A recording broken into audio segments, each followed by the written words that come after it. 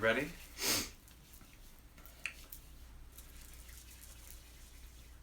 Are we?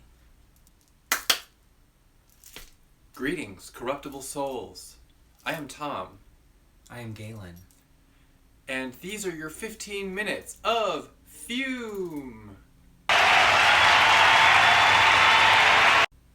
This is a video series produced by Black Phoenix Alchemy Lab, a perfume laboratory that is of the devil. I'd like to say the perfume laboratory that's of the devil, but technically all perfume laboratories are of the devil, as they relate to carnality and earthly desires. So, I've seen many of you online lamenting about the hellscape that is 2020, but I'd like to remind you that the year 2019 was not all sunshine and apple trees either. No. For example, it produced the Hellboy movie.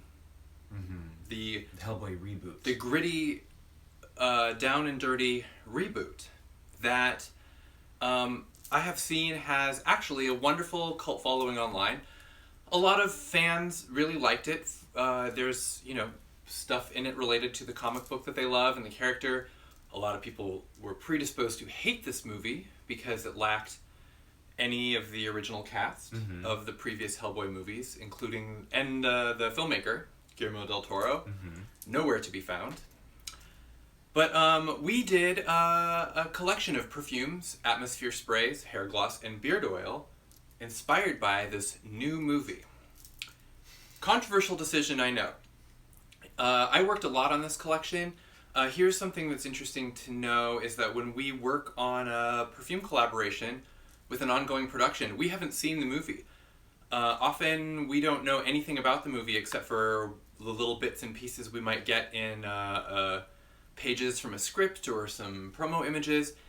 And that's like really the best we have to work with. If you look back at all of our, Only Lovers Left Alive, Crimson Peak, these are movies where our production was keeping a pace with an ongoing film production. So there are challenges. And for example, that means that for the labels, all have to be approved by the film studio, and they use artwork and font choices and details that are basically out of our hands. We have to do everything a certain way.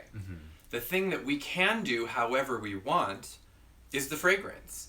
And in this instance, I'm happy to report that all of the original prototypes that we sent to Lionsgate to do for Hellboy, the movie, were approved without question. So these were our original perfumes, pure artistic concepts based on characters and situations that we understood as best we could. As a result, the perfumes are very well reviewed, and they're some of the, I think, better products that we released last year. We tried to watch the movie last night. We had never watched the movie before. Yeah. We turned it on. We're like, we're going to do these perfumes. Let's see what it's all about. It's on HBO. Right now. It's free. Let's watch it. Pause the video, go watch the first 10 minutes of that movie, and then come back, because that's about as far as we made it. Maybe 20. It's not that it was so terrible. It's just that we decided it would be better to watch the episode of Melrose Place where Kimberly blows up the apartment complex. And it was. It was much better. It was much more entertaining. And in fact, if anyone would ever like to have a collection of perfumes inspired by that classic episode of television, hook us up with Darren Star. Oh my god. Let's go. I would love a perfume of Sydney's Canadian tuxedo with all the denim. Yes. Just like a pure denim outfit when she's stalking Kimberly. And we could do a Kimberly's wig hair gloss. Yes. Although I think by this point in the continuity, this is her hair has grown back. Okay. It's really hard to tell. It's hard to tell. Anyway. We derail. What a digression. We are here today to smell Hellboy. 4 of the perfumes from the Hellboy collection 2019. A movie that you may love, and we are only here to lovingly poke fun at. And also the HELLBEARD Beard Oil, which is the only beard oil we released for the movie, and is one of the, I think it's the best-selling beard oil that we make. We're going to review some of the hair glosses and atmosphere sprays separately later. We don't have all of them, all of the perfume blends that we made. We only have 4 of them. But now we know more about the ones that we do have, because again, we watched 20 minutes of the movie. Yeah. So for I know characters that I didn't have a frame of reference for before, so that I think is really helpful. For example, CAMAZOTZ. This is the perfume based on the weird vampire bat luchador wrestler in the very first scene of the movie. Which is, well, the second scene, because you've got the, like, kind of daffy, the knowingly daffy prologue. Yeah. But anyway, the scent is a flap of leathery wings, a splash of mezcal, and crushed clove husk. Now, this is a character and a scent that I'm very predisposed to like. I love wrestling. I love bats. I love all of the things in this perfume. This is nice. Like a lot of perfume blends, the leather is really strong in the bottle. Yeah. So is the clove, to me anyway. So it is like a truly spicy leather. It's really nice. Yeah. Like robustly, like it smells like a luchador. Mm-hmm. I've never been truly close enough to a luchador to know for absolute certain, but this is like, it definitely evokes the idea of a luchador. In your head, that is what you were saying. A winged luchador. Now, of course, the real star of the show is NIMUE, the Blood Queen. I now know how to pronounce that because I have seen the first 20 minutes of the movie. Yeah, I think I have been saying NIMUE. Like for, NIMUE? I don't know, maybe about half a year? A year? The scent, this came out? Her signature scent. First of all, we would have been stupid to not do a perfume collection where we get to make products inspired by a character played by Mila Jovovich. Yeah. Like, would you have done any different? Can you fault us for leaping headlong into this project, knowing nothing about how it would ultimately be received? We didn't really make it far enough in the movie to see a lot of her. She does come back. She was a good sport. She's a good sport. But we knew that already. Yeah. Okay, a haze of purple poisons, precious oud, black plum, dried black cherries, smoky vegetal musk, and incense. In other words, she's just the kind of person who we would party with on a regular basis at the lab. This is, just from the scent notes, a totally B-Pal wheelhouse type villainess fragrance. Yeah. Oh, yeah. And in the bottle, it's exactly that. Side note, this is very similar to our Lucille Sharp from Crimson Peak blend, which a lot of people love, and it is now discontinued. Right. And so if you want an alternative that is not going anywhere, NIMUE. Love Crimson Peak, love Guillermo del Toro, love Lucille Sharp, NIMUE, the Blood Queen from the Hellboy movie that dare not speak its name. Right. It might be, I mean, it's in stock. Right. You can say that for it. They're different, but they're very similar. I think a lot of it, there's just some, like the plummy overlap. A really dark, incensey, red, bloody, fruity smell. Yeah. Next, we have Men Will Fall to Her Darkness. Guess who that's about? Is it NIMUE? I'm sure it is. Yeah, probably. A haze of blood musk, myrrh, blackened lavender buds, labdanum, and opoponax. Okay. So, I mean, you know, a variation on a theme. Are my devil tendrils laying flat? You know, the humidity, and they get all frizzy. So this takes it in a different direction. It's more of a dark herbal instead of a dark fruity evil. Yeah. I love a herbal evil.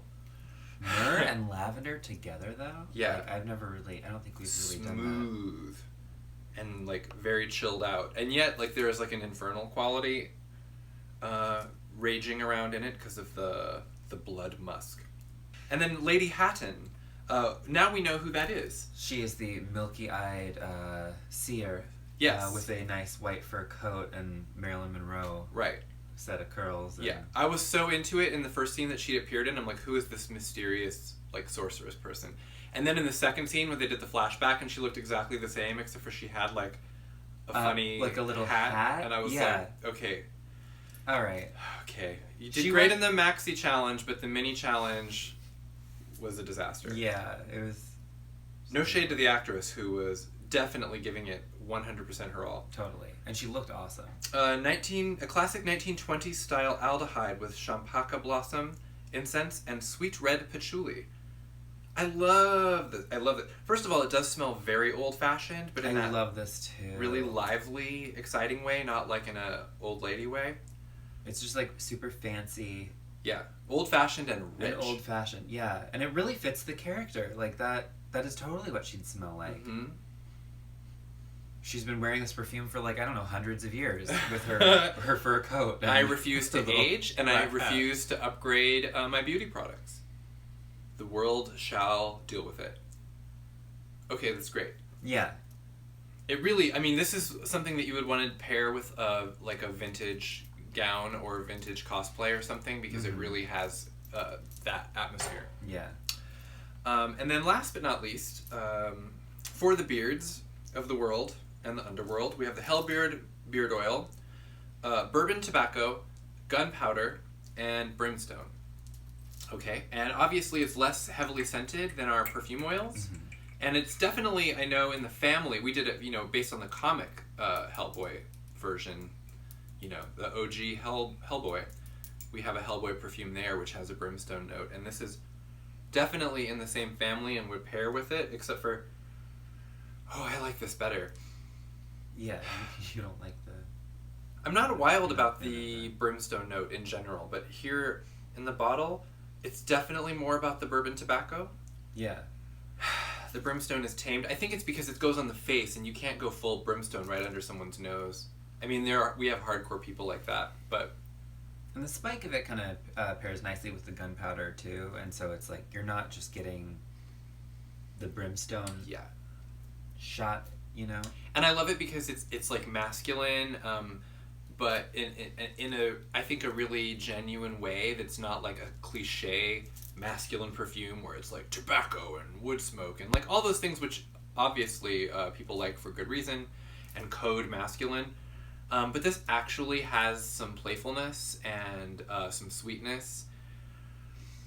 It's just like totally healthy masculinity, unthreatened, you know. Okay, we're gonna try these on. We'll be back. And we're back, and we're slathered in Hellboy 2019 perfume oils.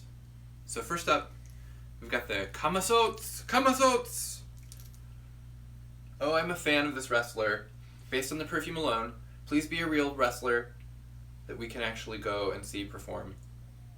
Really beautiful, smooth, like boozy, leathery clove. Like it's just like a good spicy, dark, warm. Kind of dry. Yeah. It's that kind of leathery Rough. I really like. Yeah. Oh man, why am I not wearing this all the time? Okay, so moving on to NIMUE the Blood Queen. Admittedly, I have tried this on many times. This is like not a style of perfume I would normally wear, but it's very smooth and rich and red and elegant, and it's kind of knocking me out right now. Yeah. The oud, I'm sensitive to oud, but this doesn't have enough of it to really be a problem. I think it's more of that purpley sweet oud. It is. Than the like stank oud. And it's also just blended, I think, underneath the fruit notes, so that it kind of like flavors them or seasons the brew. Yeah. Okay, and then compare that to Men Will Fall to Her Darkness, which I have on the other hand. And yes, oh my gosh, they too. I mean, these would probably layer really interestingly together. Yeah. Because they're... Well, they're right next to each other on me, so I'm going to kind of... I can't believe I'm doing this on camera, but... Smelling both hands, yes! Oh my god, in stereo. It's like lighting up the switchboard in my brain, and I think this is how... Rather complimentary. I become an evil immortal sorceress. Uh-oh.